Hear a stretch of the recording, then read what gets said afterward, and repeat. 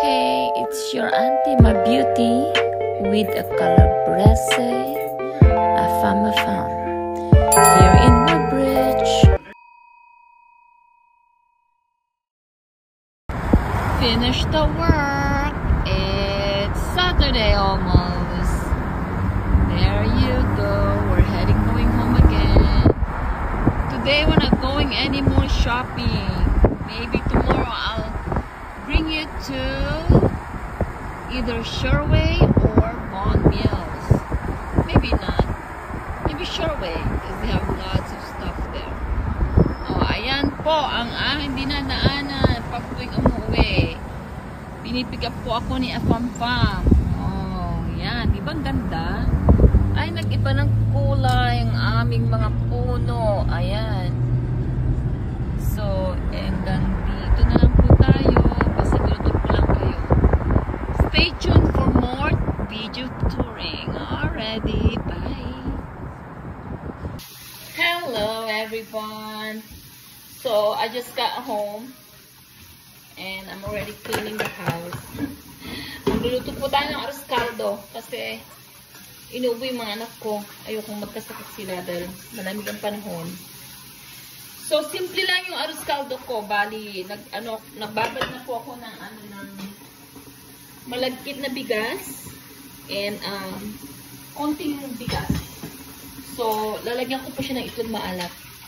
Instead na itlog maalat para congee ang dating. O, diba? Pwede na po yun.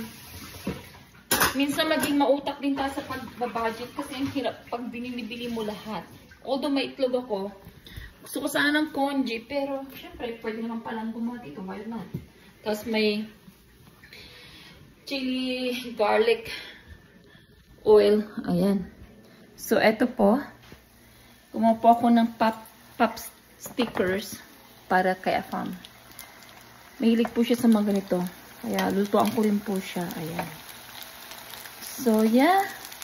Buhay Canada na Auntie J. Okay, halika. Sama niyo akong lutuin ng arroz caldo ng mga anak ko. So, dinay ko na po ang maraming luya. Ayan. Saka maraming bawang. Saka isang sibuyas. So, ilalagay ko rin po ang aking binabad na bigas. Anyway, kwentuhan na naman. Kwentuhang totoo. Buhay drama. Pero masaya. Kahit pa paano. Dahil nakaka-survive tayo. Nung mga panahon na nag-struggle ako talaga is wala ka naman pwedeng kapitan kundi sarili mo lang. At manalig lang naman, diba? Lagi ako nagsisimba noon. Ewan ko ba? Lagi ako nagsisimba sa Oakville. Kada araw-araw ata dumadaan po ako doon. Tapos, sumali pa po ako ng choir. Diba? Oh, kasi nga, walang ginagawa pag tuwing hapon. Sabi ko, summer naman. Sama ko sa choir. So, marami akong na-meet na puti. Ibang lahi. Ang kagandahan pa nun is, ibang lahi, napaka-gentle at saka very sincere kung magsalita.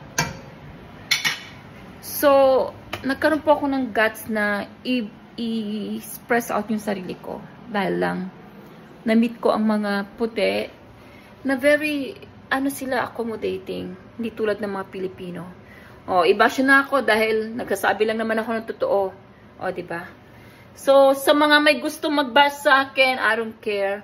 All I wanna say is, I'm happy. At least na-voice out ko na tayong mga Pilipino talaga ay mahilig pa rin manghatak pababa. Okay.